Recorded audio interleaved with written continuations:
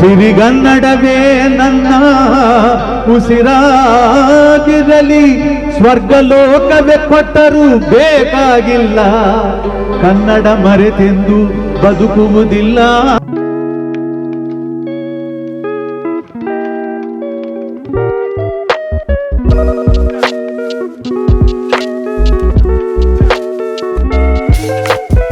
ಅಟಲ್, ಅಚಲ್ ಈ ಎರಡು ಒಬ್ಬ ವ್ಯಕ್ತಿಯಲ್ಲಿ ಇರಲು ಸಾಧ್ಯವೇ? ಇದ್ದರೆ ಆ ವ್ಯಕ್ತಿ ಯಾವ ಮಟ್ಟಕ್ಕೆ ಬೆಳೆಯಬಹುದು, ಯಾವ ರೀತಿ ಸಾಧನೆ ಮಾಡಬಹುದು ಎನ್ನುವುದಕ್ಕೆ ನಮ್ಮ ಮುಂದೆ ಪ್ರತಿ ಕ್ಷಣವೂ ನಿಲ್ಲುತ್ತಾರೆ ನಮ್ಮ ದೇಶ ಕಂಡ ಮಹಾನ್ ಪ್ರಧಾನಮಂತ್ರಿ. ಅದರ ಜೊತೆಯಲ್ಲಿಯೇ ಕವಿ ಹೃದಯದ ಮಹಾನ್ ಕವಿ ಅಟಲ್ ಬಿಹಾರಿ ವಾಜಪೇಯಿ. ಇವರ ಹೆಸರು ಕೇಳಿದರೆ ಸಾಕು, ಎಂಥವರಾದರೂ ಒಂದು ಕ್ಷಣ ಯೋಚಿಸುತ್ತಾರೆ. ಅಂತಹ ಒಬ್ಬ ಅಪರೂಪದ ಮಾನವೀಯತೆಯ ಕವಿ ಹೃದಯದ ಮಹಾ ರಾಜಕಾರಣಿ ಪ್ರಧಾನಮಂತ್ರಿಯಾಗಿದ್ದು ನಮ್ಮ ಅದೃಷ್ಟವೇ ಎಂದು ಹೇಳಬಹುದು. ನಮ್ಮ ಕಾಲದ ಒಬ್ಬ ಮಾದರಿಯ ವ್ಯಕ್ತಿ, ಆದರ್ಶ ವ್ಯಕ್ತಿ. ಅವರನ್ನು ನಾವು ಅನುಸರಿಸಬಹುದು, ಆದರೆ ಅವರಂತೆ ನಾವಾಗಲು ಸಾಧ್ಯವಿಲ್ಲ. ಯಾಕೆಂದರೆ ಅವರು ಅಟಲ್, ಅಚಲ್, ಅವು ಯಾವುವು ನಮ್ಮಲ್ಲಿ ಇಲ್ಲ. ಅಂತಹ ಅಟಲ್ ಬಿಹಾರಿ ವಾಜಪೇಯಿಯವರ 101ನೇ ಜನ್ಮದಿನ ಇಂದು. ಒಂದು ರೀತಿಯಲ್ಲಿ ಅಟಲ್ ಬಿಹಾರಿ ವಾಜಪೇಯಿಯವರು ವರ್ಣಿಸಲಸದಳವಾದ ವ್ಯಕ್ತಿ. ಯಾವ ರೀತಿಯಲ್ಲಿ ಅವರ ಬಗ್ಗೆ ಯೋಚಿಸಿದರೂ ಆ ರೀತಿಯಲ್ಲೇ ನಮಗೆ ಎದುರಾಗುವಂಥ ವ್ಯಕ್ತಿ.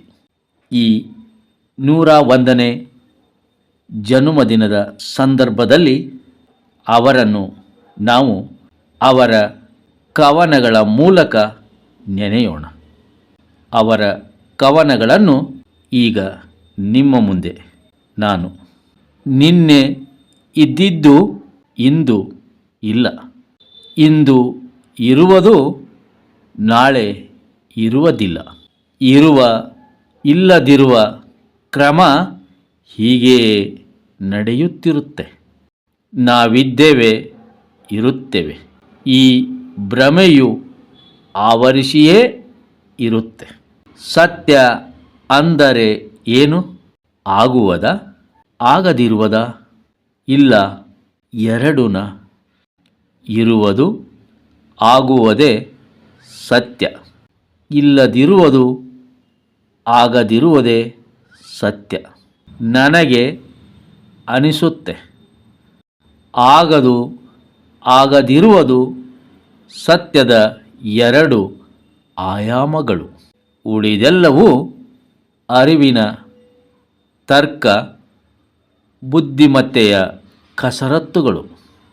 ಆದರೂ ಏನೂ ಆಗದ ಮೇಲೆ ಏನಾಗುತ್ತೆ? ಈ ಪ್ರಶ್ನೆಗೆ ಉತ್ತರ ಸಿಕ್ಕಿಲ್ಲ. ಹೊಸ ನಚಿಕೇತ ಈ ಪ್ರಶ್ನೆಗಳ ಹುಡುಕಾಟದಲ್ಲೇ ಇದ್ದಾನೆ. ಎಲ್ಲ ಸಾಧಕರಿಗೂ ಇದು ಕಾಡಿದೆ. ಪ್ರಶ್ನೆ ಪ್ರಾಯಶಃ ಪ್ರಶ್ನೆಯಾಗಿಯೇ ಉಳಿಯುತ್ತೆ. ಕೆಲವು ಪ್ರಶ್ನೆಗಳು ಉತ್ತರ ಸಿಗದೆ ಹಾಗೇ ಇದ್ದರೆ ತಪ್ಪೇನು? ಆದರೆ ಶೋಧದ ಪರಂಪರೆ ನಿಲ್ಲದಿರಲಿ. ಧರ್ಮಗಳ ಅನುಭವ, ವಿಜ್ಞಾನದ ಶೋಧ ಎಲ್ಲ ಒಂದು ದಿನ ಮುಚ್ಚಿದ ಬಾಗಿಲನ್ನು ತೆರೆಯುತ್ತವೆ. ಪ್ರಶ್ನೆಯು ಕೇಳುವ ಬದಲಿಗೆ ಯಕ್ಷನೇ ಉತ್ತರ ನೀಡುತ್ತಾನೆ. ಯುದ್ಧದ ಭೀಕರತೆಯ ಕುರಿತು ಬರೆದದ್ದು. ಆಗಲು ಬಿಡೆವು, ನಾವು ಆಗಲು ಬಿಡೆವು ಯುದ್ಧ. ವಿಶ್ವ ಶಾಂತಿಯ ಪ್ರತಿಪಾದಕರು ಆಗಲು ಬಿಡೆವು ಯುದ್ಧ. ಹೊಲ ಗದ್ದೆಗಳಲ್ಲಿ ಇನ್ನೆಂದು ಬೀರೆವು ನೆತ್ತರದ ಗೊಬ್ಬರ. ಕಣಗಳಲ್ಲಿ ಪೇರಿಸುವುದಿಲ್ಲ ಸಾವಿನ ಫಸಲು. ಆಗಸದಲ್ಲಿ ಇನ್ನೆಂದು ಹಬ್ಬುವುದಿಲ್ಲ ಬೆಂಕಿ ಉರಿಯುವುದಿಲ್ಲ. ಅಣುಬಾಂಬಿನಿಂದ ಮತ್ತೆ ನಾಗಾಸಾಕಿ ಯುದ್ಧರಹಿತ ಜಗತ್ತಿನ ಕನಸು ಒಡೆಯಲು ಬಿಡೆವು ನಾವು. ಆಗಲು ಬಿಡೆವು ಯುದ್ಧ. ಗರೀಬ್ ಹಟಾವೋ ಎಂದು ಹೇಳಿಕೊಂಡು ಚುನಾವಣೆಗಳನ್ನು ಗೆದ್ದು ಬಿಡುವುದು ಸುಲಭ. ಆದರೆ ಅಂತಹ ಸ್ಲೋಗನ್ಗಳಿಂದ ಬಡತನ ನಿರ್ಮೂಲನೆ ಎಂದು ಆಗದು. ಕಾಶ್ಮೀರ ನಮಗೆ ರಾಜಕೀಯ ಚದುರಂಗದಲ್ಲಿರುವ ಪ್ಯಾನ್ ಅಲ್ಲ. ಅದು ಯಾವತ್ತಿಗೂ ನಾನು ನಿಂತಿರುವ ನೆಲದ ಒಂದು ಭಾಗ. ಹಾವಾಡಿಗ ಹಾವನ್ನು ಬುಟ್ಟಿಯಲ್ಲಿ ಇಡುವಂತೆ ಸರಕಾರ ಸಮಸ್ಯೆಗಳನ್ನು ಬಾಕ್ಸ್ನಲ್ಲಿ ಇಟ್ಟು ಸಮಸ್ಯೆಗಳೆಲ್ಲ ಮುಗಿದೇ ಹೋಗಿವೆ ಎಂದು ಭಾವಿಸಿದೆ. ಆ ಬಾಕ್ಸ್ನ ಮುಚ್ಚಳ ತೆರೆದಾಗ ಆ ಸಮಸ್ಯೆಗಳು ಮತ್ತೆ ಮೇಲೇಳುತ್ತವೆ. ದಿನನಿತ್ಯ ಇದು ನಡೆಯುತ್ತಲೇ ಇರುತ್ತದೆ. ನಮ್ಮ ಗುರಿ ಅನಿಯಮಿತ. ಆಕಾಶದಷ್ಟೇ ಎತ್ತರವಾಗಿ ಇರಬಹುದು. ಆದರೆ ಮನಸ್ಸಿನಲ್ಲೇ ಅವುಗಳನ್ನು ಬಗೆಹರಿಸಿಕೊಂಡು ಕೈ ಹಿಡಿದು ನಡೆದರೆ ಗೆಲುವು ನಮ್ಮದೇ. ದೇಶದ ಯಾವುದೇ ನಾಗರಿಕನು ತಾನು ಏಕಾಂಗಿ ಅಥವಾ ಅಸಹಾಯಕ ಎಂದು ಎಂದೂ ಭಾವಿಸಬಾರದು. ಇಡೀ ದೇಶವೇ ಅವನ ಜೊತೆಗಿರುತ್ತದೆ. ನಾನು ಭಾರತದ ಬಗ್ಗೆ ದೃಷ್ಟಿಕೋನವನ್ನು ಹೊಂದಿದ್ದೇನೆ. ಭಾರತ ಹಸಿವು ಮತ್ತು ಭಯದಿಂದ ಮುಕ್ತವಾಗಬೇಕು. ಭಾರತ ಬೇಡಿಕೆಯಿಂದ ಮುಕ್ತವಾಗಬೇಕು. ನಾವು ಅವಶ್ಯಕತೆ ಇಲ್ಲದೆ ಅತ್ಯಮೂಲ್ಯ ಸಂಪನ್ಮೂಲವನ್ನು ಯುದ್ಧದಲ್ಲಿ ಹಾಳು ಮಾಡುತ್ತಿದ್ದೇವೆ. ನಾವು ಯುದ್ಧ ಮಾಡಲೇಬೇಕಾದರೆ ನಿರುದ್ಯೋಗ, ಬಡತನ ಮತ್ತು ಹಿಂದುಳಿದಿರುವಿಕೆಯ ವಿರುದ್ಧ ಮಾಡೋಣ.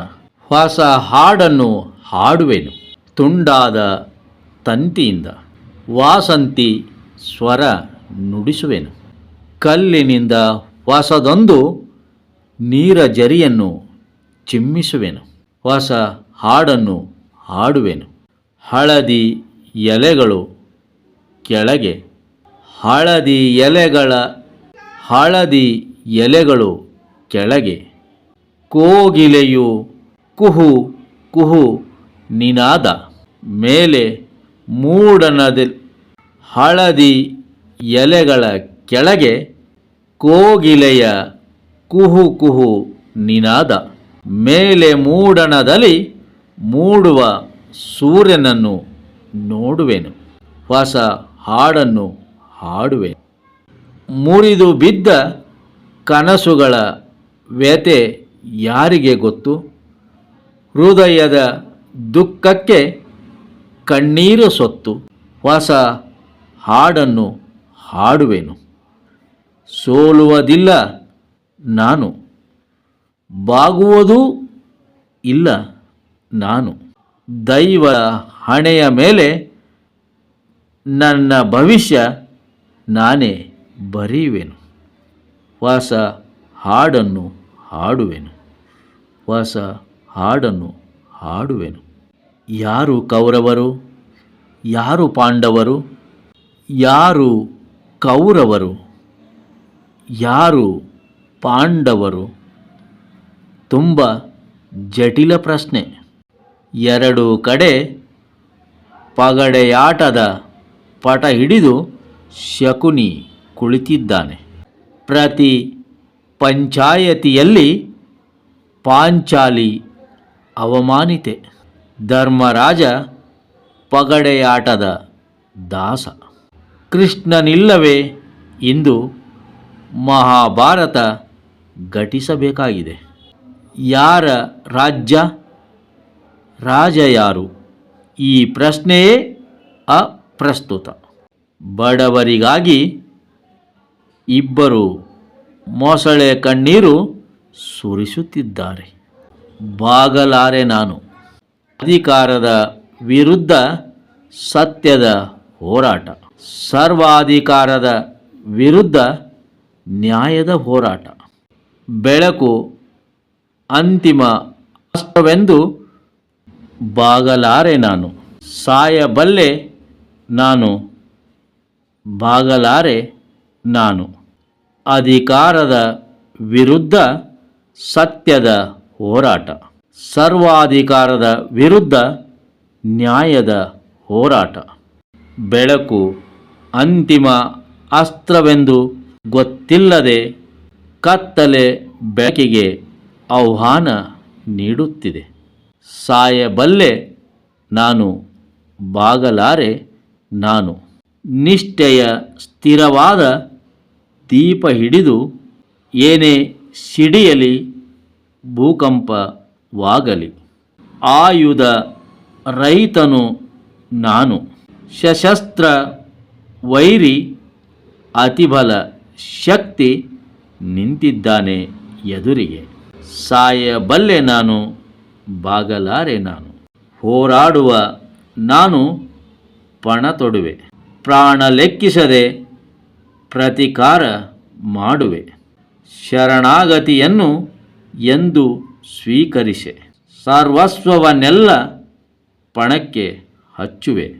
ಸಾಯಬಲ್ಲೆ ನಾನು, ಬಾಗಲಾರೆ ನಾನು. ಇತರರನ್ನು ಆಲಂಗಿಸಲು ಆಗದಷ್ಟು ಎತ್ತರಕ್ಕೆ ಏರಿಸದಿರು ಪ್ರಭು. ಎಷ್ಟೇ ಎತ್ತರಕ್ಕೇರಿದರೂ ವಾಜಪೇಯಿ ಎಲ್ಲರನ್ನೂ ಆಲಂಗಿಸಿಕೊಳ್ಳುತ್ತಾ ಹಾಗೆ ಸಾಗಿದರು. ನಮ್ಮ ದೇಶದ ಪ್ರತಿಯೊಂದು ಕ್ಷೇತ್ರದಲ್ಲಿ ಅವರಿಗಿರುವ ಕಾಲಾವಧಿಯಲ್ಲಿ ಅತ್ಯುತ್ತಮವಾದ ಕೆಲಸವನ್ನೇ ನಿರ್ವಹಿಸಿ ಇಂದು ಅವರಿಲ್ಲ. ಇಂದು ಅವರ 101ನೆಯ ಜನ್ಮದಿನ. ಆದರೂ ಎಂದೂ ಮರೆಯದ ಅಮರ ನಾಯಕ ಅಟಲ್ ಬಿಹಾರಿ ವಾಜಪೇಯಿ. ಒಬ್ಬ ವ್ಯಕ್ತಿ ಇಲ್ಲದೆ ಇರಬಹುದು, ಆದರೆ ಅವರು ಸಮಾಜದ ಜನರ, ರಾಷ್ಟ್ರದ ಏಳ್ಗೆಗಾಗಿ ಮಾಡಿರುವ ಕೆಲಸಗಳು ಎಂದು ಮರೆಯಾಗುವುದಿಲ್ಲ, ಮರೆಯುವುದಿಲ್ಲ.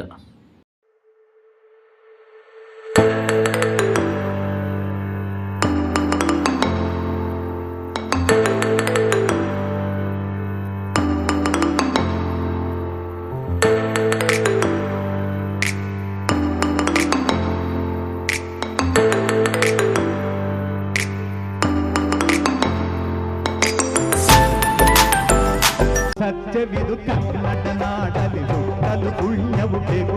ದೇವರ ದಯೆಯಿಂದಲಿ ಈ ಭಾಗ್ಯವು ದೊರೆತರೆ ಸಾಕು.